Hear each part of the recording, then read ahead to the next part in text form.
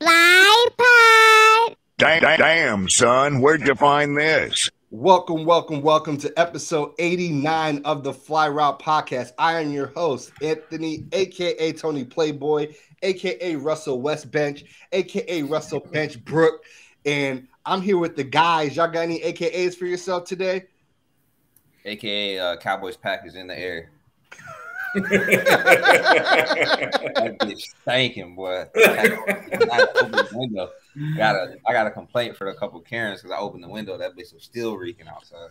Ooh, man. Cliff, I'm gonna let you follow up on that. Yeah, what's up, Cliff? Hey, Cliff, aka we still 4-2.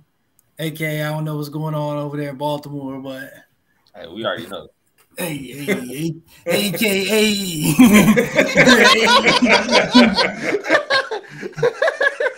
Hey, we have our quarterback, AKA. Let's see who make the playoffs. It ain't looking too great over there. What you mean? Look at the division standings. I bet you it's looking cheesy over here. Hey, AKA T.O., AKA Mac and Cheese, AKA Zappy Hour is over. Zap Fever is over. AKA no coordinator needed. We're working that all season. I'll swap with you. Nah, we good. Matt Patricia doing a hell of a job, boy. Listen. That boy a lot of spice in these AKAs. Damn. Sam, AKA Yankees Road to 28. We're still in this, AKA hopefully smoking that Astros pack tonight. The game is going on right now, so if you see me in despair or happy, that's why. Hey, you know what's crazy? How many people say smoking that pack now? Like, just like, like I'm waiting one day to hear a teacher say that. Like, yeah. Oh, that'd be wild. I ain't gonna hold you. That was Yo, smoking that test pack after the exams out there. Y'all really got done up like that? Well, I took an 86 question midterm. I don't know how I got done up. Oh, I mean, it'd be like that sometimes. Tweaking. All right. Let me send this real quick. All right. We got a lot for y'all today. We are going to get into all the breaking news around the NFL, give you our players of the week for week 6, as well as get into the run pass option and the no huddle. Last but not least, we are going to be giving a big Ballers bouquet to Darren Waller of the Las Vegas Raiders. The Fly Route Pod. The Fly Route Pod. The Fly Route Pod. The Fly Route Pod. The old girl name from Washington. Okay. I'm going to start. What's up? Okay, I said that's a lucky man, Darren Waller. Oh, okay. Facts. We're going to start with the news. There's a lot going on around the NFL and NBA. We will start with the NFL. Sam Darnold has been designated to return from IR, which means PJ Walker's run will be coming to an end, but he still will start this week. In other Panthers news, Robbie Anderson was traded to Arizona for a 6th and 7th round pick. Keith is hot because the Ravens signed Deshaun Jackson instead, who is 35 years old, instead of giving up that 6th and the 7th with offsetted years. So this comes after Hollywood Brown had a foot injury in this past week, was originally thought to be season ending, but right now they're calling it indefinite with him missing at least a month. In other Cardinals news, D-Hop's suspension is over. He is expected to play this Thursday. What are y'all's expectations for D-Hop coming back this week? I think he's going to go off. His Instagram story, he's posting every day. He looks ready. Hey, he definitely ready. He getting 6 receptions plus with ease, bro. Hey, listen, that man finna have Cooper Kupp numbers. Hey, that man, listen, they didn't even score a touchdown against the Seahawks last week. Very interesting. They played the Saints, and the Saints have ruled out Michael Thomas, Jarvis Landry, and Marshawn Lattimore for that matchup. Oh, he picking out 15 receptions. on 20 targets. He gonna have probably like 14 targets, and I bet you Robbie hit him over the top twice. with ease, bro. That nigga Robbie Anderson's fast. Like it just depends on how much you get on the field, though, because we don't know how much offense you don't know by then. But they might get some signals to be like, "Hey, let's." Yeah, they might give them simple signals in to the like huddle. Yeah, they probably could just tell them in the huddle too. You line up here and run this route. Yeah, it's simpler there. They could do that. Also, he's been in that system for years now. Because Nuke is the one that runs all like the not in a way like decoy routes, and then so does Zach Ertz. So everything else on the outside is typically like a go route, a deep post. You know what I mean? Something where it's just they get behind the defense. So he's. Boy, so we expect Nuke to fix the Cardinals' failings on offense so far. No, I didn't say that. I'm saying he's definitely gonna fix it. The way he opens up their offense, but it's not gonna help their fucking sorry defense. So I mean, they're just gonna be able to. They're gonna be able to get into shootouts. That's all it fixes. Like, hey, they also got to be able to run the ball. Like we thought, Benjamin was someone who's gonna have a big fantasy week last week. He got the most carries he's ever gotten, but he ended up with 35 yards, which was maybe his season high by like a yard or so. So James Conner's still not healthy either. So they got to figure that out. Okay. Facts. I like that. Jason Kelsey had a debate with Travis Kelsey on their podcast recently about the hardest position in the NFL. Travis said it was QB, but Jason says it's obviously corner because it's so hard that white people are not even allowed to play it.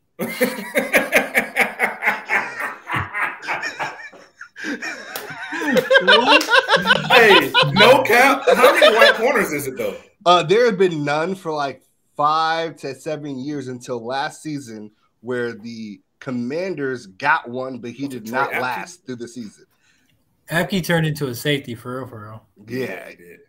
But you got most of those. There's more safeties that are white, like for sure, than there are corners, and they, if anything, they'll play like a nickel type corner. If you're gonna say they're a corner, but they won't be on the outside. Yeah, I'm definitely going with corner being the hardest position. There's so much pressure out there. Like, oh my god, you know how hard it is to backpedal while niggas running straight and read and react. Yo, come on. Look, that was Jason's argument. He's like, you literally just have to read and react and have no idea what's going on. And now they can't even cut block. So you got them 300-pound linemen running full speed at you. What you gonna do? Niggas they can have you missing off one move, bro. Like I done seen the best corners that they might get hit with a double move, maybe an in and an out, bro. And them niggas are like, whoa. Hey, just think about this. Just think about this. Derrick Henry against a corner in the open field. Cutting that check. Hey, listen. Imagine a corner with fucking Randy Moss throwing his hand up after 10 yards.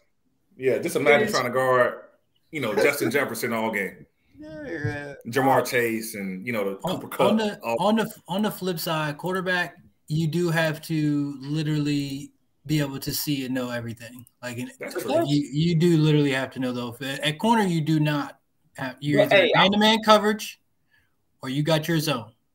But the thing you got a man. That's if you're saying like as far as what they have to do, even pre-snap, everything, everything.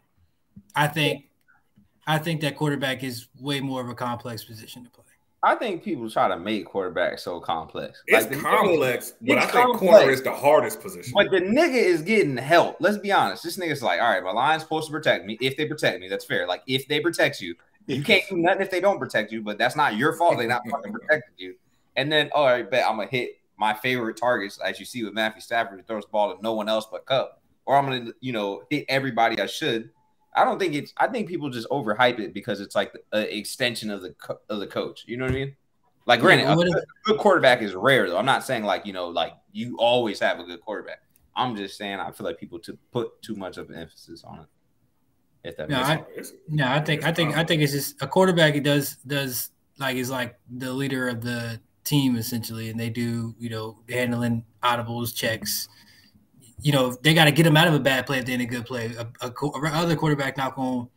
They don't see that. That's a negative play. Those things. I think it's just seeing the whole field. But corner for sure.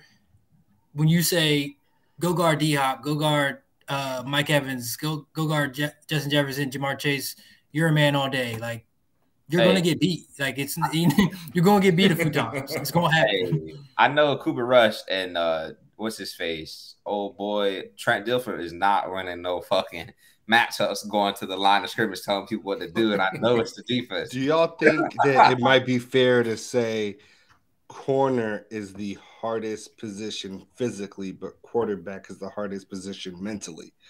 We being disrespectful to the lineman at that point. I ain't gonna hold you. That's a lot of shit moving down there on that line, bro. I mean, I just think it's more than what the quarterback got to do. I think. No, I'm saying you said physically. You still trenches, position wise, I would say corner is the hardest. Physically, lineman definitely, and then mentally quarterback. Yeah, mentally quarterback. That shit in the trenches looks ugly. Oh, I can't do that. They bang heads 24/7 every play. He said, "I'm good." I don't want no smoke with them. They got it. All right. Okay. So Rams replacement left tackle for Whitworth, most likely out for the season with an Achilles injury. So the Rams offensive line will get even worse. Carson Wentz fractured a finger on his throwing hand, had to have surgery, will miss multiple weeks. Taylor Heineke gets the start in his place. That might be good for him. Yeah, I was going to ask. You think Taylor Heineke can bring back the oomph to the Commanders' offense? They play good around him, so I mean, it's not a bad idea. Hey, Terry was a 1,000-yard receiver with him. Yeah. Scary Terry for no ball. But he ain't really been doing that much with Carson so far. Hey, Carson trash. If that shit go bad though, you need to tell the Commanders I got 2 firsts and a 3rd for him for Terry, bro. 2 firsts. Hell yeah, 2 firsts. You see the receivers I got? Y'all not even willing to give up a 6 and a 7 for Roby Anderson. Bro, don't tell me to pump the brakes. These 2 niggas in here can go try out for the team and fucking make it at receiver. What you talking about? Shit, my ass might be able to make it. Them niggas is so. Oh my god, bro. All right. Sorry. We will get there. Dak Prescott is expected to play for the first time since week 1, coming back from his hand injury. Cam Akers has played his last snap for the Rams, is on the trading block. Randall Cobb is going to IR with the ankle injury. And Russell Wilson suffered a hamstring injury on Monday night that could be significant, and they're waiting for further results from his MRI. He just played bad. That's why he hurt. I heard someone say the best thing about the Russell situation. They said that he was super quiet in Seattle. Like, you didn't see too many commercials. He was just grinding. Mm-hmm. And they said they feel like all the extra stuff he's been doing has thrown off that. And I'm not gonna say that like he ain't just playing bad, but I feel like that makes a lot of sense. Because you gotta think, if you're a person that's constantly grinding and that's really your norm, and then you kind of get outside of it, I feel like that in a whole new environment. Like if he was in Seattle, it probably wouldn't have been a big deal because he's been there. But honestly, I don't think that got shit to do once you get in between them lines and you out there. We all know who Russell Wilson is, and then to go out here and have the type of talent that he has and to look that bad, like I don't think there's no excuse for that. I got a first and a 5th for Cortland right now. Hey, all right. You really trying to toss them first out. I heard he was unhappy. Yeah, look. I heard he was unhappy. He was unhappy. We'll take him right now. Speaking of Monday night hamstrings, the Chargers kicker Dustin Hopkins has a hamstring injury. Is expected to miss 2 to 4 weeks. He's super gutted it out. Hurt it very early in the game and still kicked every field goal and the game winner for them. Yeah, so like he dropped after every. Yeah, he did. Yeah. Oh, it's like he fucked every time. He's like, But he gutted it through. Has an injury. Expected to miss 2 to 4 weeks. Colts owner Jim Irsay says that there is more than enough merit to kick Daniel Snyder out as the Commanders' owner. This comes after Daniel Snyder's alleged threat that he has enough dirt on all the owners in the NFL to blow up the league if they try it. Hey, now. Hey, press the goddamn button. Which one? Oh, the nuclear button. Press the goddamn button. And then what she said on rush hour, press the goddamn button. Blow all us up. I'm gonna tell that nigga, I'm gonna make him call his bluff, bro. 31 other niggas, bro. Jim Irsay said call it. Yeah, Jim Irsay called it. Button. He called Blow it. us all up. Jim Irsay called it first. Yeah, So- you have to throw 31 other dudes, bro, bitch. Hey, that's like one dude about to beat 31. All right, bitch, call the bluff. Listen, if it's the truth, Don't we need to get rid of these slime balls? Oh, that's a fact. Then you gotta, but then you run into the whole he gonna screw himself, bro. Because you say, all right, I'm trying to fuck the league, but I'm gonna throw everybody else under the bus with me. Then it's gonna be the league and everybody else against you. Yeah, I think that's why he's threatening it, so they just leave him alone. I think he's trying to say he has a deterrent, but Jimmer said not buying it. I mean, Washington, can't they vote him out too as well? You need 24 members of the 24 owners to agree. Mm-hmm. He's the majority owner in Washington. You need 24, and then the commissioner, I think, has to say yes too. Mm-hmm.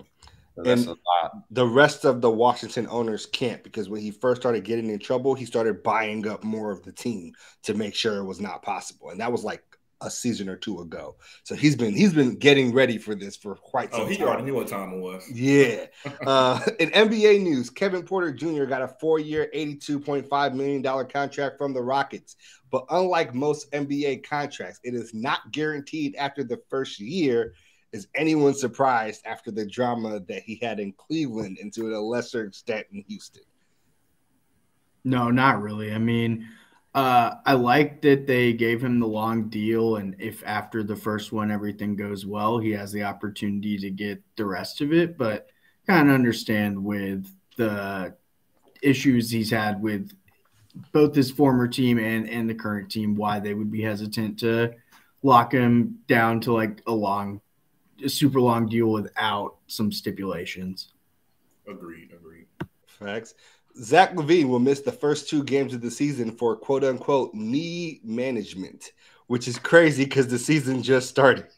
And I'm just hoping, as a Bulls fan, that they're just trying to Kawhi his knee for the season for a better postseason run, and there isn't anything to be super worried about, especially with us not really having Lonzo Ball. The Pistons will be waiving Kemba Walker. This would be the 4th team he is off of in 3 years. Do y'all think he is washed? I think I don't know if he's lost, but I think he's a smaller guard in a situation of he uses the pick and roll, but he's not as good a shooter as Dame and Steph, if that makes sense. You know what I mean? So you being a smaller guard, not as good on defense, how the league's looking now, I think that's all shit that comes against you. Because even if you were like, hey, him on the Lakers would look better than Russ. Well, no, it won't, because his ass might not play better D. He'll shoot a little bit better, but that opposite guard is gonna dog his ass every time they go against him. Like even if you start dogging Russ a little bit, nigga gonna foul you and make you earn it. Yeah, I mean, look at Boston after they got rid of Kemba and just like moved on to Marcus Smart as their point guard. Even like it is not a stretch to say he's definitely lost a step. He could probably score a little bit, but like he said, the lack of defense I think is the biggest thing, and he's not scoring enough to make up for it. I wouldn't start him. Maybe coming off the bench. Like I ain't gonna say he completely washed, but like you said, like he's not the Charlotte Kemba that we know. You know what I'm saying? So step back, Kemba. So at this point, like I say, his defense has really dropped off. I mean, it wasn't really, anything impressive before, but especially now, and over these past couple of years, he's been having these health issues with his knees and everything. So maybe he can be somebody that come off the bench, give you 15, 20 minutes to come in and boost scoring or something like that, but something like that, a little depth piece, nothing too prominent, not like a prominent role or anything. All right. And now it is time for the tee off. Ooh, spill that tea, sis. We're going to do this a little bit differently. Here's a list of people who I have had enough of their buffoonery this week. Number 1 is Russell Westbrook. He injured his hamstring during the preseason and blamed it on the head coach, Darvin Ham, having him start the game on the bench. Russ says that he has no idea what to do with himself because of it. And this buffoonery of Russell Westbrook is going to be at an all-time high right now until he gets traded. Like, he's a professional athlete. He could stretch. They have motion bikes. They pay a man full time to rub your thighs if they are tight. and for some reason, he blamed Darvin Ham for his hard hamstring injury. What do y'all think about this? Go ahead.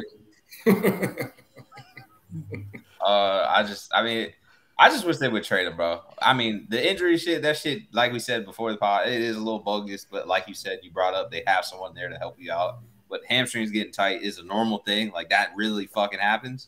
But it also sounds like a bogus excuse, and Russ doesn't want to be there. So the Lakers should just move him. There's somewhere you can move him, or just cut him at this fucking point. Like, I just take the hit because at this point you can't even resolve it. It sounded like during the summer, like Darvin Ham, you guys maybe make this shake. It don't sound like it's a shakeable situation anymore. Yeah, I mean, he's been in the league for 10 plus years. He knows.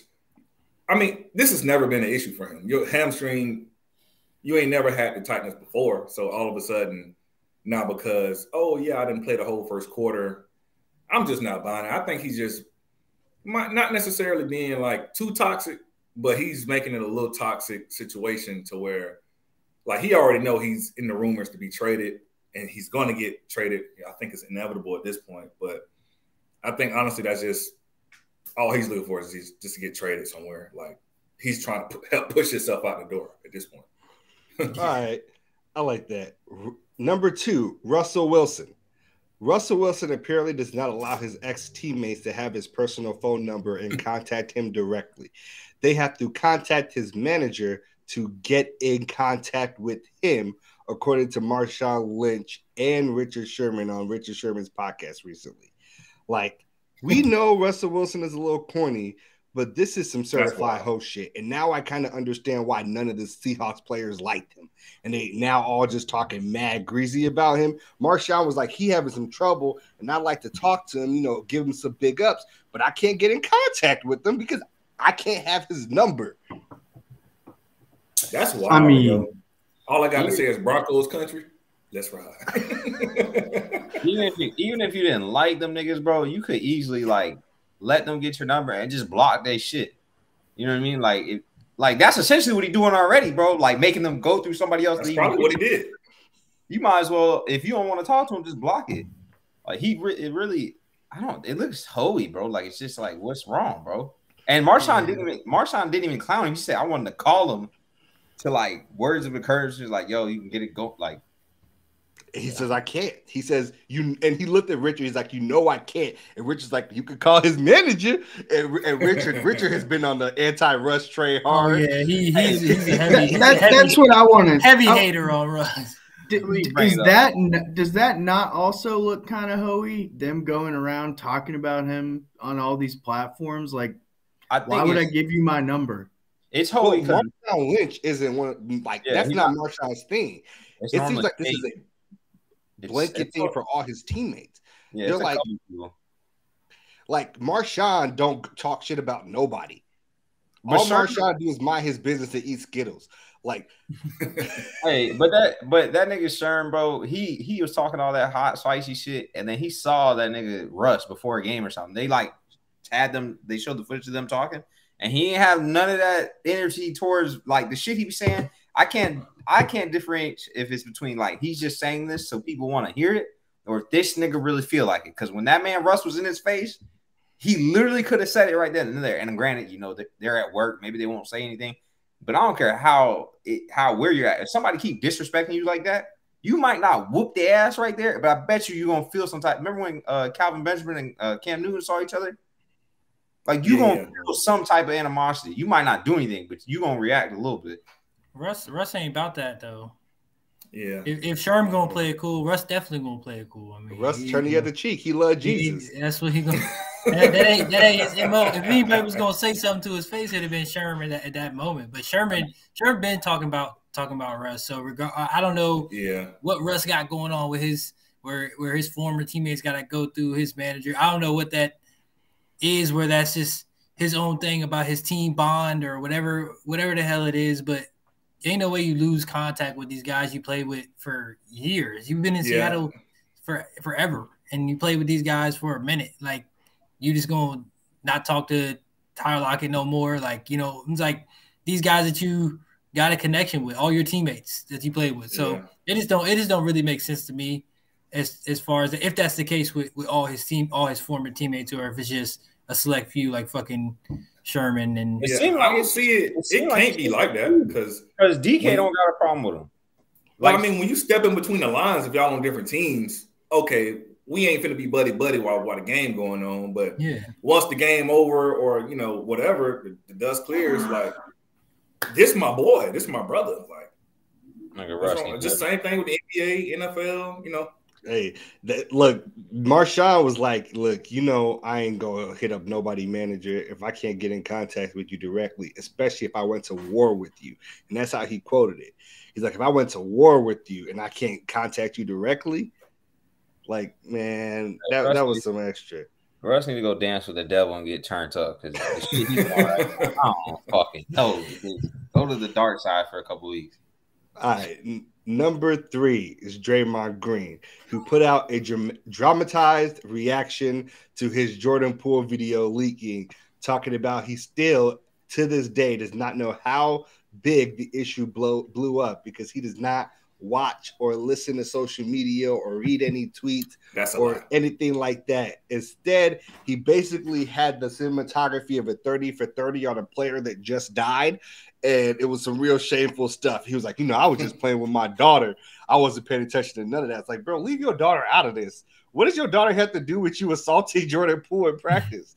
So he is number 30. You stuck that man. All I was stuck and dropped them in practice, and you talk about some. What is that? What is you not knowing about the shit being on social media or seeing it on social media have to do with the shit that it is on social media and everybody seeing what you did? Bro, that nigga stuck that man like a random at the bar, bitch. Oh my God. I'm not sticking no homeboy or no brother that hard, bro. And I done fought my brother plenty of times, bitch. I don't think I've ever stuck him that hard. Bro, what? He knocked him out. And then realized, like, oh shit, I dropped him. Like, oh, let me catch him. What? Yeah, that was wild. That was the wild. fourth. Maybe the kid shouldn't have been talking shit. That is one way to think about that? it. I mean, that's fair, bro. But the thing is, that punch, it had animosity with it, bro. How hard he stuck that. Like, it was like all the older guys were just tired of Poole, and Draymond was like, "Bitch, I got it, bro." I wish they had some fucking audio on that jump. Yo, yeah. I really do want to know what they were saying before it happened. All right, spicy, bro. The fourth and final tee off is the entire Charlotte Hornets franchise, right? Their guard, James Brunet, a first-round pick, was arrested after falling asleep in his car for a DWI. According to TMZ, he was found with a gun in his lap and a bag of Doritos passed out in the front seat. The security guards tried to wake him up. They could not rouse him to wake. That's how messed up he was. So they were looking at his car and saw the gun and was like, hold up, called the police on him. This comes after Miles Bridges was arrested for felony domestic violence and Montrezl Harrell was arrested for trying to make a run with the Pounds out of Kentucky. This was all over the last 5 months. Yeah, Brunet done been arrested a couple times for drunk driving and shit. But he didn't catch a charge with the pole.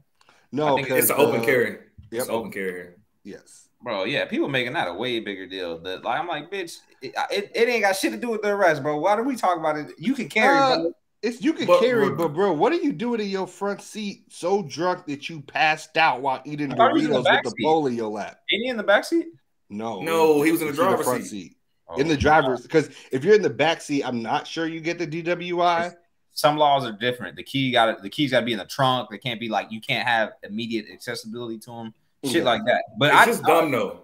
You a millionaire at this point, bro. Listen, take an Uber. Pass out of your Uber something, bro. Understand that shit, man. Yeah.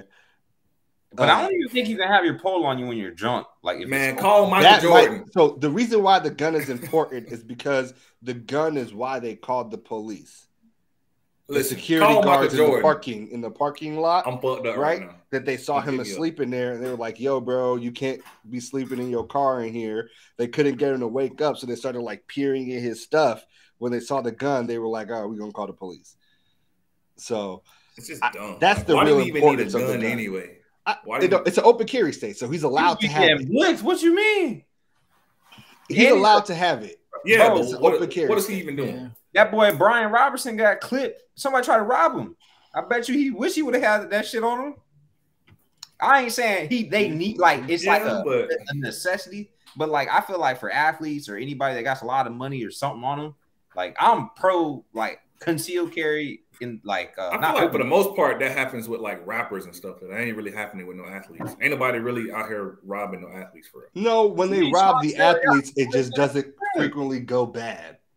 That shit happened with Sean Taylor. He died at his house. Yeah. Athletes got stories about trying to get robbed all the time. But it's just like frequently athletes don't die getting robbed. Rappers do. Yeah, but athletes do be getting robbed. Yeah. Yeah, but it's less likely though. You full average motherfucker should have a pole. You got money. If you got money and people know you got money and you out there and somebody's gonna plot. If they know where you at, they know where you stay consistently. Okay. Somebody is gonna plot. Have your pole, but why are you so drunk? Nobody can't even wake you up or anything. That's valid. You 100% got me there. If somebody wanted to rob his ass, they damn sure could have. Could have took him and everything. Could have had it. I got James Brunet. I got poles, some Doritos. He ain't waking up no time soon. Go ahead and over here. Bro, imagine somebody tried to rob and he just woke up and sparked it. Like, I'm up. Okay, and on that note, that is your tee off. Ooh, spill that tea, sis. Spill that tea, sis. All right, next we got Keith with the RPO run pass option. What's popping? All right, what is popping? Let me pull this up. All right, so I got a couple of run pass options for you guys. We're gonna start off with this one is for Cliff. Melvin Gordon should not be starting for the Broncos. His 4 fumbles on the season. I think his average yards per carry were 3.7. What do you think, Cliff? Run or pass? He should not be starting for them. I'll run pass option both of these shits because I don't know what kind of run game they got going on in there in Denver because none of them motherfuckers look great running it. I mean, I guess he shouldn't start because he's got more of a risk of a fumble. I'd rather take a motherfucker and give me the same production and not going to turn the ball over. So Latavius Murray had some big ones against Seattle too. Well, that's what I'm saying. Like just careless. Like and it's been consistent that way too. So with Javonte Williams out, you got your opportunity to. We all knew Javonte was going to get him out the way. Now you in a position to have the number 1 role again, and you over there, sad face on the sideline because you're not getting no carries because they don't trust you. I mean, when the game's in a game like that, they don't trust you. That's just and that's on you because you ain't been holding on to the ball. You said 4 fumbles and we just finished week 6. Come on, bro.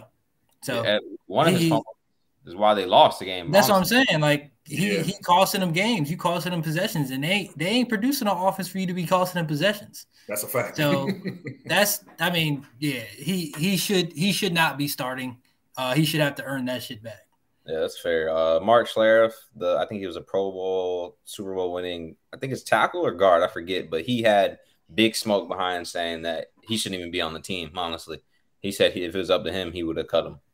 So that was pretty crazy. Next question. They almost didn't bring him back. Because Javonte Williams was getting off. So, exactly.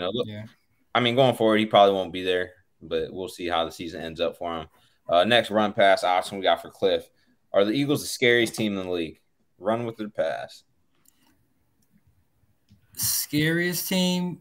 That's for Ant. I said Cliff. Yeah, I was confused, bro. I was confused because I was like, I thought that was bad. I was like, I just that man Ant was down like, damn. All right. I was like, I got another one. All right, look, I got it. Look, the Eagles, I think, aren't the scariest team in the league because people are going to be more scared of Buffalo, but the Eagles should be just based off what they've been able to do this season. I do still think it's Buffalo, so I'm going to pass on them being the scariest team in the league, but the Eagles should not be far behind that Buffalo just because of how great they've been on both offense and defense. Like the top 5 offense, top 5 defense. All right, that's fair. That's fair. I like that. Mm-hmm. All right, next question. Moving on is for Terence. Run pass. Tom Brady compares the NFL season to that of a deployment, yet his deployment, he was able to go to his former GM's wedding. Run or pass, Terence? They should team too, your mans, bro. Man, I mean, I'll rock with him for what he did for us, but I'm gonna have to pass on that. Like, for being somebody that actually went through multiple seasons, like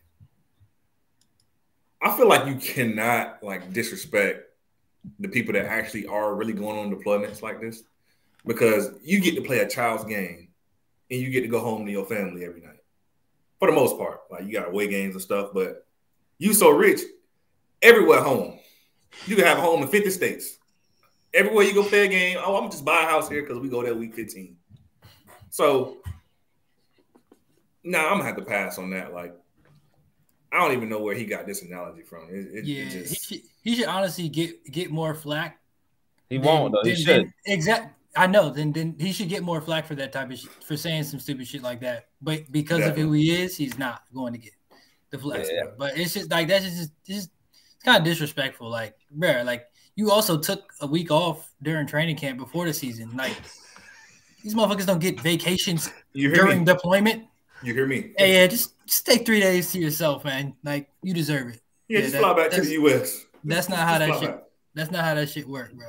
Bro, I done seen a lot. I done seen a lot of them boys not make it home from deployment. I remember my uncle saying he barely made it home for his son being born. Like that shit's not it ain't no light shit, bro. And I wish he was getting more flack for it, because like you niggas, y'all get home, y'all go home, or y'all at a hotel out there. Them boys and they getting paid. That's what I'm saying. They getting paid millions. They're not getting paid with people in the military getting paid, and they not. And they play a game. They going out there to put their lives at risk for the country. You talking about it's the same. Like okay, you could say camp is like a boot camp. Okay, like okay, a boot 60 camp. 60 minutes though, Cliff. Yeah, but you're not. But we're not talking about We're not talking about you out there in the field, literally.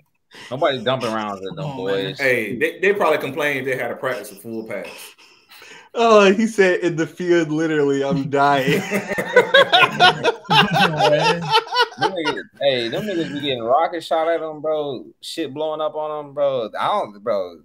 He's tripping, bro. Like, if you watch like some people's deployment, like clips or something from back in the day when they used to have clips, man, that's nothing remotely close. Nothing at all. People come back home and they're never the same. PTSD. Like my aunt, for example, she ended up coming to one of my football games, and I don't remember who scored, but they had this cannon they shot off, and that shit had her tweaking.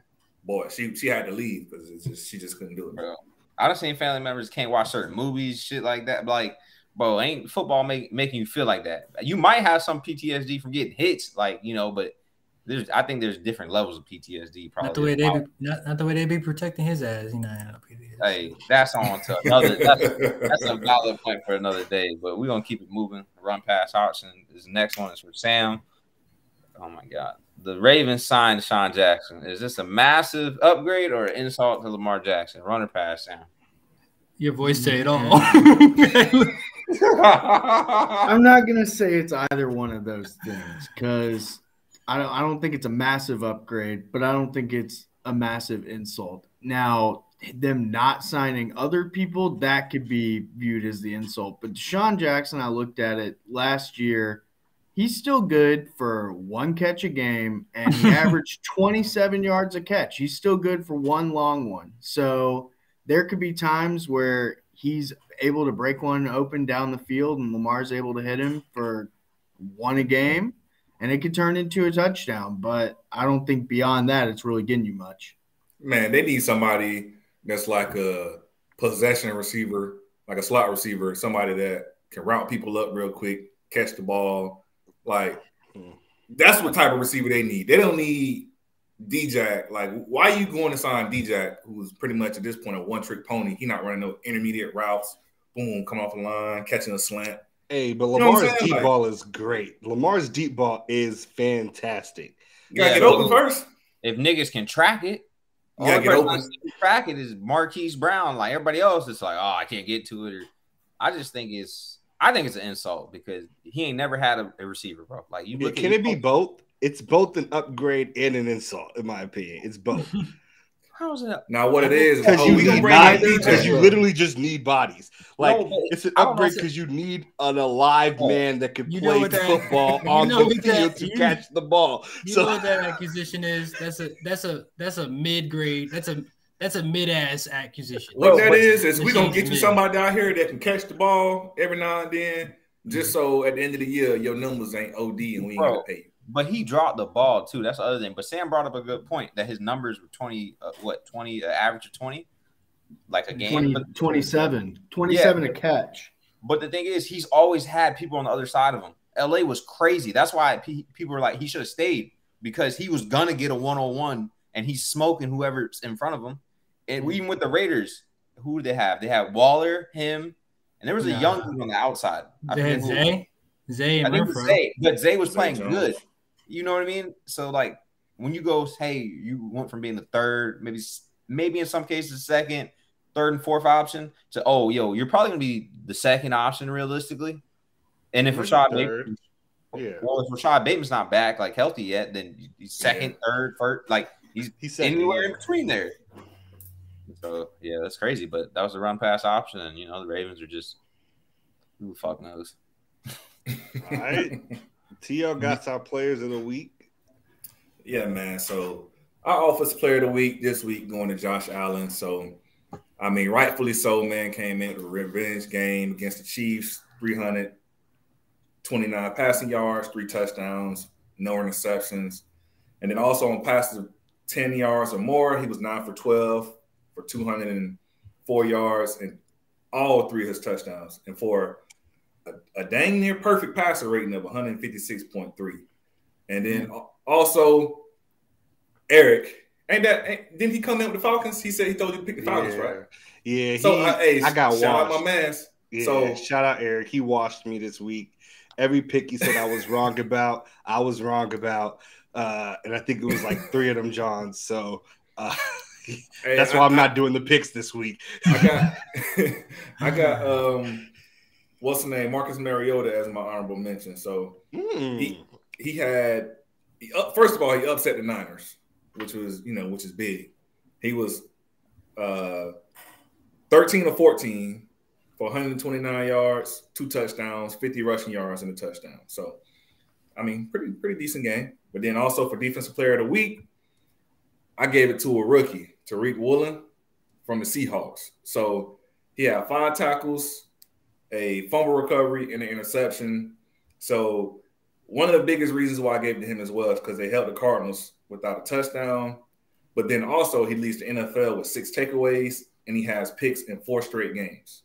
So my honorable mention as well for defensive player of the week was Quinnen Williams. He had 5 tackles, 2 sacks, a forced fumble, and a blocked field goal. So he's balling out for the Jets against the Pack too. Hi, Tiffany. How's it going? Appreciate you for joining in. Thank you. Hey, that Tariq Woolen though is scary, bro. He's fast to be that big. Goodness this gracious. Man was running stride for stride with Marquise Brown. It was the crazy. Like, I think it's so crazy when you watch like speed dudes and someone runs stride for stride with their ass. Like, maybe there's someone on their heels. Yeah. Out the gate. We all know how fast Taysom Hill is. Y'all remember him walking him down, right? Granted, Taysom Hill scored, but Woolen, it looked like Taysom Hill was like standing still. Woolen runs what, a 4.3 or something. His 40 times. Marquise Brown and Ty Woolen have the same speed in Madden. They're both 97. So I guess they weren't lying. They weren't lying. Yeah, that man blazing. So we kind of talked a little bit. What Eric say? Also let the hate begin. After Yankees, after Darren Waller. I'm with you on fuck Waller. Yeah, Darren Waller has been doing me bad. Sick. So for the special teams player of the week, we talked about him a little bit earlier, Dustin Hopkins. So he hurt his hamstring on the first PAT and then went 4 for 4 on field goals, including a game winner. So that's for our players of the week. If you want me to knock out the fantasy players, let's go ahead and knock them out. So for the surprising player of the week, I kind of gave this to both of them. So I went with Matt Ryan and Michael Pittman. So Matt Ryan had 389 yards and 3 touchdowns. Pittman finally having another good game, had 13 receptions for 134 yards. So this is the first receiver that the Jags let get 100 yards as well. And this was big because Michael Pittman, I'm sure in every league, was drafted pretty high. So finally for him to do something for somebody and help somebody win, hopefully, is big. For disappointing fantasy player of the week, I gave it to 2 people. Jeff Wilson from the Niners. He had 7 carries for 25 yards. Like Aaron Jones. Did he fumble? He had 9 carries. He had 0.5 points because he also fumbled the ball. Yeah. So Aaron Jones had 9 carries for 19 yards, but he saved himself a wee bit because he had 3 catches for 25 yards. So you know who else you can throw in there, Aaron? We talked about him earlier. Melvin Gordon. 0.8 points. Yes, Point hey, there was a couple people. Guy, 0.8. There was a couple people I wanted to throw in there. Get him dirty. I told you. There was a couple people I wanted to throw in there. I was low key gonna throw Nick Chubb in there because he only had like 56 rushing yards, and he had a catch for 14 yards. He scored like 7 touchdowns through like week 2 through 5, so he was balling. And then he's okay to have a down week. He can have a down week because he been turned up. But yeah. Melvin Gordon, you need to pop. Or your ass get dropped. I dropped his ass after he caught me a dub. I started him. I still won, but I won by 0.2 points. I dropped Russell. So that Russ he gave me on Monday was everything. Hey, that Russ pack stank, bro. I had to drop Russ, bro. I was like, bro, what are you doing? And then that's crazy. I got Michael Thomas, Chris Olave, a bunch of people on IR. I'm like, bro, I can't even play. Looking bad. All right, so we got Sam, who's doing the Firefly Picks this week because I've been asked and back-to-back 1 in 4 weeks. So hey, Eric, get on his ass, bro. Get on his ass in the comments. Look, Eric, you know Eric gonna be here. He here today. Yeah. Eric says Sutton also got to be on the most disappointing list. Oh hell yeah! Yeah, for sure, for sure. Anybody that's an extension of Russ is. I'm about to say you should rely on nobody on the goddamn Broncos offense. I ain't want to make the list too long. I ain't want to talk for an hour about the most disappointing. Before Sam go though, I think Sutton is like that. I think question Jerry Judy's like that. I don't know if Jerry Judy's like that, but I mean it's really not their fault because much like Michael Pittman, it ain't his fault. Matt Ryan ain't getting this motherfucker the ball. I mean, Jerry Judy he runs nice routes. He be dropping the damn ball, bro. He do, but he runs nice routes. Davey, what's popping? We appreciate you for coming through again. How's it going, my man? Man, how'd you do in fantasy this week? We just that's Davey that's Jit with the BMX bike I'll be talking about. Yeah, we just got through with the most disappointing and surprising fantasy player for the week. Let us know how you did. Oh my God, Eric is such a hater. He said, "Who was better this week, Obuli's picks or Fields passing?" I'm going to tell you, it was Fields passing. I got my man's back. All right, I got my man's back. It was Fields passing. That's crazy. And we got y'all on Monday night. Yeah. Okay, Davey won 122 to 97 and moved to 5-0. Oh God damn! That's like balling out here. Well, I'm 5-1 because it's week 6. I'm 3-3. Gotcha. I'm 3-3 in both leagues, bro. No, I'm 5-1 in our league. I've been smoking people. It's just nothing. I mean to hit my man's up. I don't even know if he paid attention to it, but I don't know if does fantasy stay humble. It's early. Stay humble. Does fantasy let you remove a player from a league? Like remove them altogether? Yeah, from the league. Yeah, I don't think so. That would, if you did that, it would. You could probably remove their access to their team, but that just makes a functional bye week if you do that for everybody every time they play them. You're better off giving his team away to somebody else that's willing to join in halfway through. Yeah, I don't know. He ain't been paying attention to it. It looked like so. I think he's 0-5, but he got players that got to be consequences, bro. They got to be shocks or something behind it, so they actually care about it. Davey says Joe Burr popped off. That was the one pick I got right. I knew the Bengals were gonna come in and not lose 2 in a row. That was the one pick I actually got last week. That shit was close. I love to see it. Yeah, that was a close one. That shit was close, bro. For the Saints having nobody, that shit was pretty close. I was like, what? The line was +2. So, what you got, Sam? Okay, just like Obuli has his man Justin Fields back, I'm in this week to try to have my man's back, try to recover, get us some wins in the 5 fly picks. If These are not right. Sorry. That's how gambling goes. So good luck. I think we should Sorry. But I got some good ones. I got some good ones, and I got some arguments for them, I think. This is, for me, the week of the away team. So my first one is I have Giants +3 at the Jaguars. So according to the Football Power Index, their models give the Jaguars a 72.4% chance to win this game. The Jaguars' last 3 games have been losses to the Eagles, Texans, and Colts. They lost all those games by at least a touchdown. The Giants are coming off back-to-back big wins against the Packers and Ravens. They're 5-1 on the season. So I'm going with the team that's playing good football right now, despite what the models say. I think that Vegas thinks it would just be crazy for the Giants to be 6-1.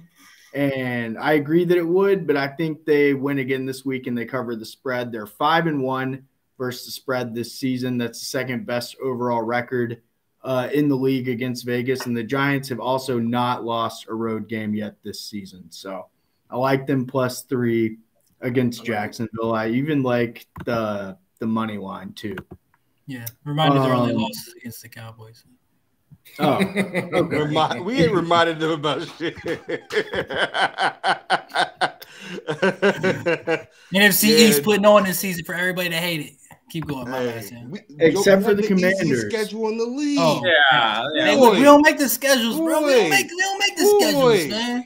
Right. If they keep playing each other, how can we say they have the easiest schedule in the league if they're all good? Because everything, like, eventually that narrative has to die. Man, Giants just beat the Packers as far as I was. And they just beat the Ravens. Packers are Chiefs. Okay, though. let's look at these teams. They beat the Packers and the Ravens. Let's not get. Hey, y'all want to know? Sam was giving us his. My bad. And we got completely off track. Hey, Sam, can I make a statement real quick? Yeah, of course. The NFC East and the AFC East, the only winning divisions in football right now. All right, winning records. The only divisions with winning records. Yeah, we don't make the schedules, right? Hey, I don't make the rules. I don't play the game. Sam. All right. Game number two. I got the Chiefs -3 at the 49ers. Kansas City's 2-4 against the spread, so that gives me some hesitance. But the teams, they are 0-3 against the spread at home and 2-1 against the spread on the road. They're only favored by 3 in this game. They have a plus 10-point differential on the road, and they're winning by an average margin of 5 points. Coming off of a loss against the Bills, I see the Chiefs bouncing back and winning by at least a field goal. The 49ers defense is good, but they're coming off a disappointing loss to the Falcons. Shout out to Eric. The 49ers are 2-0 at home this year and 2-0 versus the spread at home, but I think the Chiefs get it done. They're also 2-1 in away games this year. The third game I have is the Lions +7 at the Cowboys. Lions are coming off the bye week. The Cowboys are coming off a short week against the Eagles. It's Dak's first game back. The Lions should be getting DeAndre Swift back. It will be Amon-Ra St. Brown's second game back, who they've missed the last few weeks. The Cowboys defense is really good, but they're not great against the run. Dallas is 19th in opponent rushing yards per game, allowing 120 a game. Detroit is a top 10 rushing offense. They average over 150 yards a game so far. It's a big spread, so that's why I like it. The +7. The Lions defense has been ass this year. Their offense has been great. So even though they're 1-4, they've only lost one game by more than 7 points or more, and that was the blowout they just lost to the Pats. Their other losses have at least been close, and Dak might struggle to like blow them out this week. And then the fourth game, or the last game I have. Eric says, I take it back. Give me the boys plus the points. Damn, Cowboys -7. That's a big spread. Hey, we gonna see what Dak look like. Yeah, it all depends on him, honestly. I'm waiting to see too. Nigga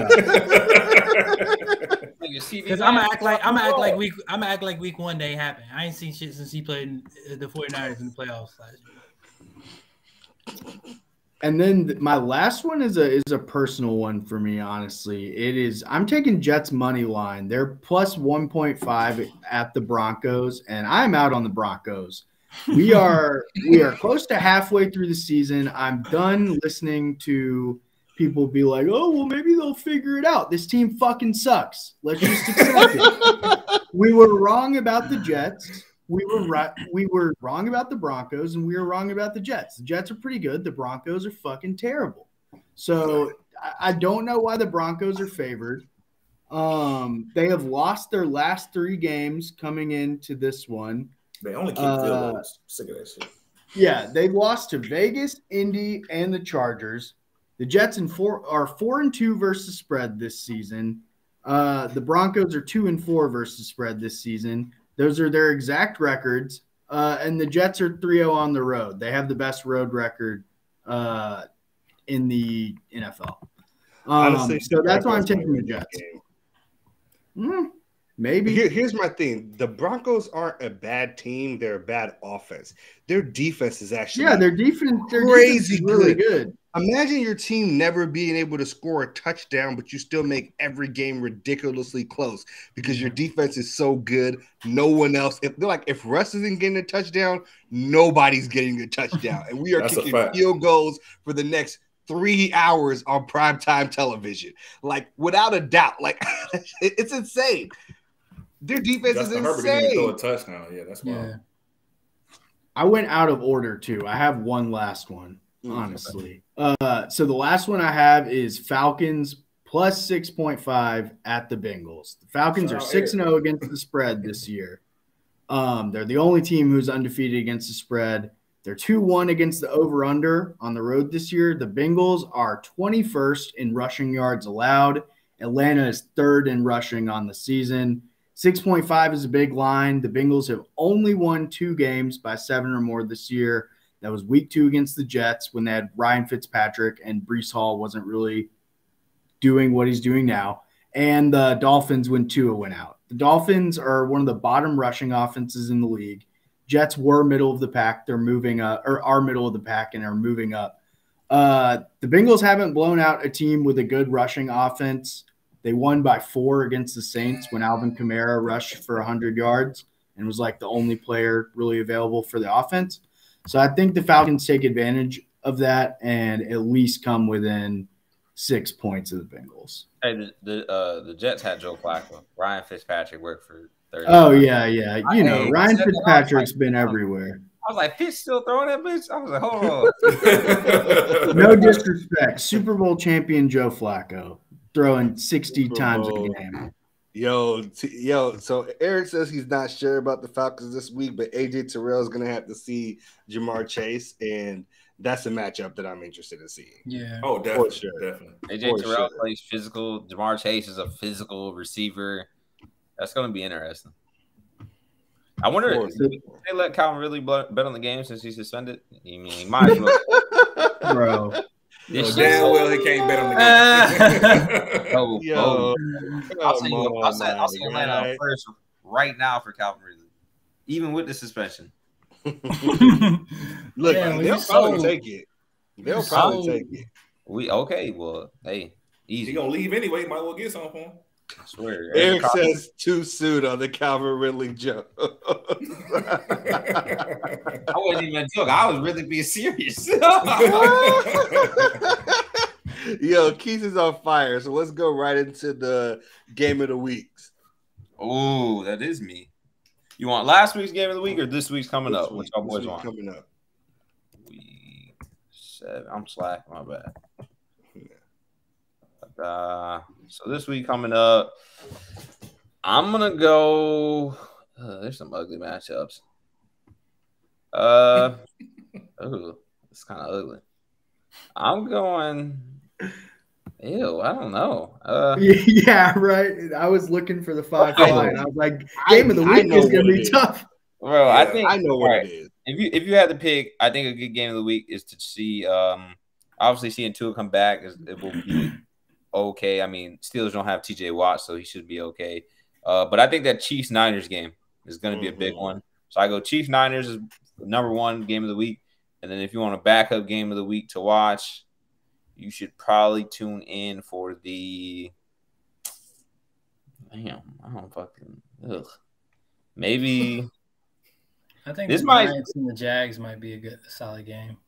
This might sound a little wild, but maybe the Commanders and the Packers might sound wild, but you're gonna see them with Tyler. You're gonna see them with Tyler Heineke. I mean, because everything else, like the Browns and the Ravens, would be good if Deshaun was playing, right? But we know they're just gonna run the ball. It's gonna be a good slugfest, probably. Seahawks Chargers, huh? Seahawks Chargers is gonna be a great game. It's at the same time as the Niners game, though. That is true. That sucks. Man, that's valid. That's valid. See, Geno's been balling. Yeah, Geno has been balling. I can't help it. Top 10. The Chargers hurting right now too. So what's up with your boy JC, bro? Oh my God! Did you see his snap count drop like 50% in 1 week, and then he got benched at half. Yeah, he did. Oh my God, bro! And dude was like, he just ain't playing good enough. Listen, bro, but hey, the other thing you seen the passer rating? His passer rating is damn near perfect this year. Hey, but you know the other thing on his defense, the only defense he had, he did just have ankle surgery, and at first they weren't gonna have him come back right away. He did come back, but the other thing is, I think it's one of those things like Bill does when he plays corners. He has them playing in like a certain system. You know, I want to say what you guys for the past, you guys are in man a majority of the time, right? With too high. Listen, y'all teams got to start paying attention. When Bill not losing sleep over a top caliber player, listen, red flag. Hey, but you guys play too high though, don't you? And go man, majority. Yeah, we play a lot of man. We play a lot. Exactly. It's mostly man, and it's all zone in LA. Chargers ain't playing man for a dude that should be in man coverage. This nigga's probably looking at people like, bro, like he should have took the 16, 17 mil from us. I mean, look, or Brandon Staley and his defensive coordinator could use the talent they have. Like we see in LA, actually, with the Rams. Play man. One dude. Huh? What you're about to say? We've seen one corner play man while everybody else is in fucking zone. Yeah, Jalen Ramsey. Exactly what I was about to say. Like, we've seen teams do that with success if the player's a good man corner, but they haven't even tried it. They got the crazy shit is they got the pass rush to do it. Like it's not like the DBs to do it though. You can do that pass rush and be like, hey, you know what? Play man, motherfucker. Everything else will be fine. They got Samuel Jr. Their whole defense. They got some DBs. That's what I'm saying. Their whole defense is good. They have the personnel to be able to be successful and put guys in the best position to be successful. And also to just play straight up man. Like they actually have the personnel to just play straight up man. Like Asante Samuel Jr. is heat. That's what I'm saying. Bro, you got a safety you can literally put on a tight end or a dude in the slot. And all you need to do is play man and let those pass rushers go out to the quarterback. And send an extra linebacker. Yeah, bro. Because you got enough corners like with Asante Samuels. If you have JC and man, Derwin's going to get the tight end. The other linebacker might get the running back if he goes out. You just got to worry about your corner opposite of them. But I think it's Bryce Callahan, who's not bad. I mean, he's small, but he's not bad. If you got JC and you got Asante Samuel Jr. and you got Callahan in the slot. Yeah. Derwin James. Yeah, Derwin in the slot too. So I think it's really coaching. I mean, Brandon, he was the one, remember I said that should get fired? There were 7 of them. He was in it. Yeah, I ain't come around until this past week watching the game. I was like, all right, man, they got to fire this man. Bro went for a pass play on 4th and 1 when they were not able to stop the pass rush. And I was like, if you just don't sneak that ball, you could even give it to Austin Eckler direct handoff and have him just jump forward. Like, you could do anything. They didn't even send them on, like, intermediate routes. Them boys went long, bro. Yes. What? What y'all trying to win the game? You just need to get the first down right now. No sense. Yeah, I was so hot. They did something stupid like that the other week, and the only reason they won is because the kicker missed the field goal. I forget who that was playing. Mm-hmm. Yep. And look, the only reason why they won this time is because Denver's offense went cold after they got their first 10 points. Like cold. Hey, they came out the gate looking good. I was like, okay, we finna finally see Denver. Hey, Russ 10 for 10. They said that's the first time this man went 10 for 10 in his career. Bro, he was balling. like beginning of the game, and I was like, Yeah. oh, okay, we about to see the Broncos turn up, and then You saw how bad that man's his lat or whatever, his shoulders messed up. He underthrew the shit out of KJ Hamler. Oh yeah, he was wide open. Well, Bro, it was. but didn't he just get a in his face, procedure on it? No, he was going to, but I don't think he did. But they knew it was messed up. He stepped. The pass rush was in his face though. He had to he couldn't put everything into it. Yeah, that shit was bad though. You are right. The pass rush was there, but that shit looked awful. Cause KJ ass was. He was like, all right, we got Cliff with the no huddle. Oh, yeah. All right. So this week, so first question I got is for T.O. and Keys. So which one? Who is the best running back in the AFC East? Would you say is the Singletary for the Bills, Hall for the Jets, Moister for the Dolphins, or Stevenson for the Pats? it's Hall. I'm going Mondre Stevenson. I mean, I think honestly, stat wise, I think it's actually Singletary. Stat wise, I think it actually is Singletary. But I think that's because the Jets don't be feeding Bryce Hall. They just started feeding. Yeah, Bryce. they got Carter there too. Yeah. T.O. I like Stevenson a lot too. I know you picked that because you're a Patriots guy, so I just but he's actually a great running back though. I know he's nice, but I mean, with Harris coming back, we're gonna see how they split those. Yeah, that's gonna be bad. Yeah. All right, next question. Ant and Sam. The Packers have struggled to find a consistent number one receiving option for A-Rod thus far this season. Who will emerge as the number one receiving option for A-Rod to get this offense turned around? You think it's going to be Dobbs, Lazard, Watson, or Tunyon? I'm going Lazard. Okay, look at us. Yeah, look at us. He's been the most consistent receiver all year as far as putting up fantasy points or just getting yards. Aaron trusts him enough that he's going to get those balls, especially in difficult situations. That's it. Yeah. The other guys just aren't consistent enough for A-Rod right now. Yeah. I agree. The touchdowns is just the most consistent thing. Good stuff. All right, next question is for Sam and T.O. Which AFC East team will finish dead last in this division and miss the playoffs? You got the 5-1 Bills, the 4-2 Jets, and the Dolphins and the Patriots at 3-3. I'm gonna go with Dolphins. I'm gonna say Dolphins. Whoa. We're not finishing last. Whoa. What you got? What you got, Sam? Dude, I honestly agree. I was gonna say the same thing. The Jets are believers. Y'all believing. Y'all believe in the Jets. They got a good start. A little bit, yeah. Hey, they got a good start. It's gonna be. I think that division gonna be for sure. I fuck with it. All right, next question for Keys and Ant. Which NFC South team is most likely to compete with the Bucks and Tom Brady for the number one spot in the division? I obviously am not going to even mention the Panthers. So do you think it's the Falcons at 3-3 or the Saints at 2-4? If the Saints keep being injured, it's easily the Falcons with ease. I feel similarly. I feel like if the Saints can get healthy, because they're missing their top two wide receivers, right, and their number one corner right now. But if they get healthy, if they get healthy, it's the Saints. If they can't, the Falcons by default. Literally by default. Yeah. Not because they're good, but by default. They're the only other available option. All right. Next question is for Sam and Keith. At 2-4 thus far, will the Browns be in a position to compete for a playoff spot once Deshaun Watson returns from his suspension? I think this Ravens game is going to be a big game for them because their defense isn't playing as well. I mean, Chubb is, balling, but you got to be complimentary. You got to help him on defense, or the passing game got to help out more. Yeah. And I just don't know. I mean, I think against the Ravens, it's winnable. It's easily winnable game. Like, you just weather the storm of the first half, and then you're gonna come back in the fourth. So as long as they win this weekend, I'd say they're in good shape because it's a divisional game. Yeah, I was looking at their schedule after this week, and it's kind of rough. So I don't think they'll be able to weather the storm. They got the Bucks and the Bengals coming up. They got and Dolphins, Patriots. They just are Bills coming up too. They got hard games. And Watson ain't played in what 4 years, Minute. 2 months or 2 years. Yeah. He It's said been a minute. Hey, Yeah. last one. I'm gonna spark off right quick.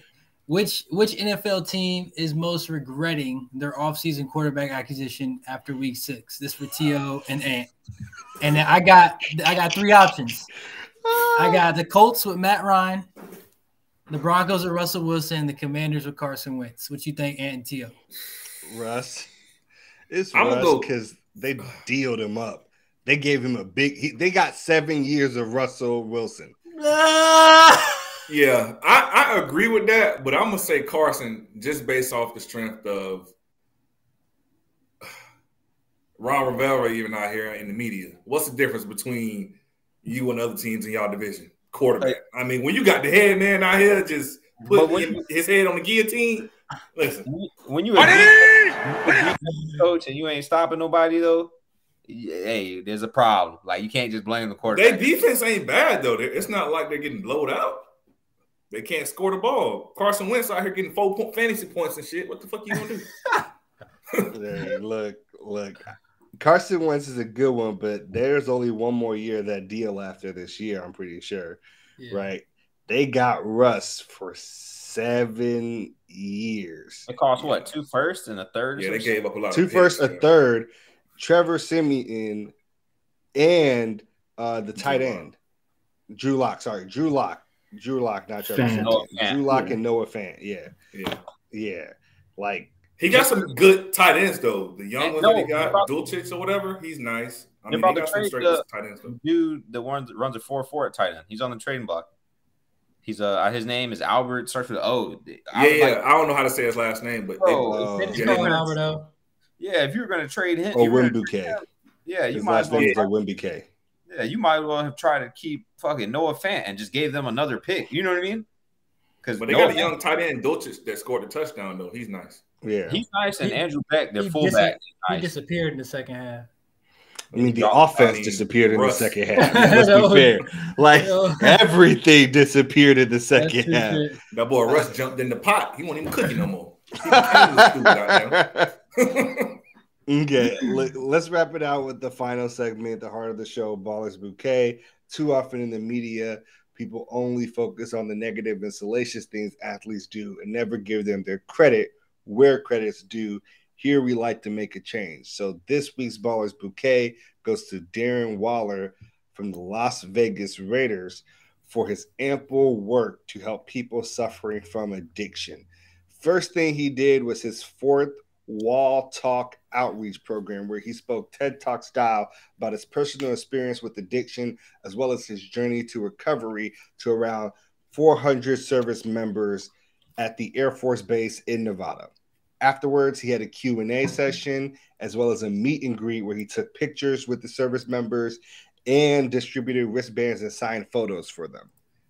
After that, he then distributed clothing, towels, food, and bags to residents that lived in a tunnel under Las Vegas that are basically just homeless people that are battling addiction as well as homelessness. In addition to all of this, through his Darren Waller Foundation, he provided approximately $684,000 of inpatient and intensive outpatient care for those that are also suffering from addiction. And that's why he gets this week's Ballers Bouquet.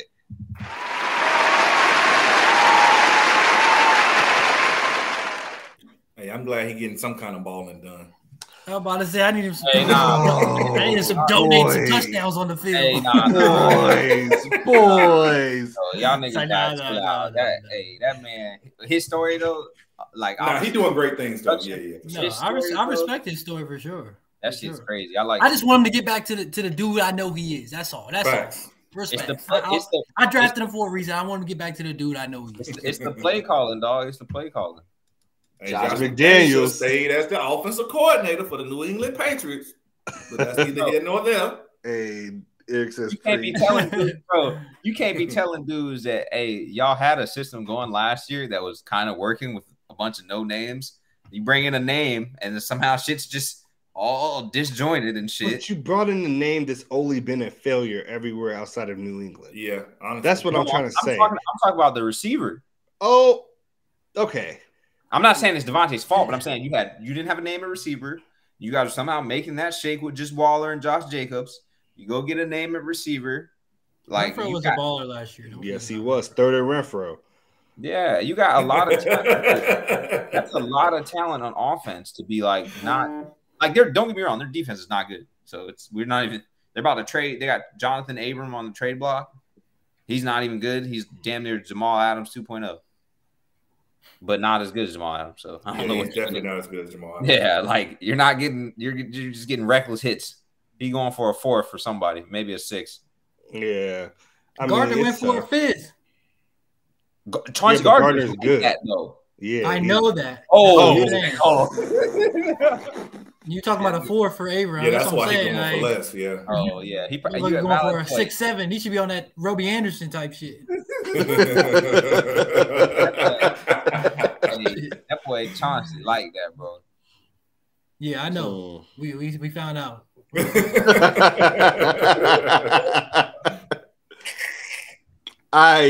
That's it for episode 89 of the Fly Route Podcast. We appreciate everybody who stopped through, rocked with us this week. We cannot wait to get y'all back again on Wednesday, 6:30 p.m. Central, 7:30 p.m. Eastern next week. Wrong drop. Wrong drop twice. We'll just the Fly Route Pod, the Fly Route Pod, the Fly Route Pod, the Fly Route Pod. Oh, hey.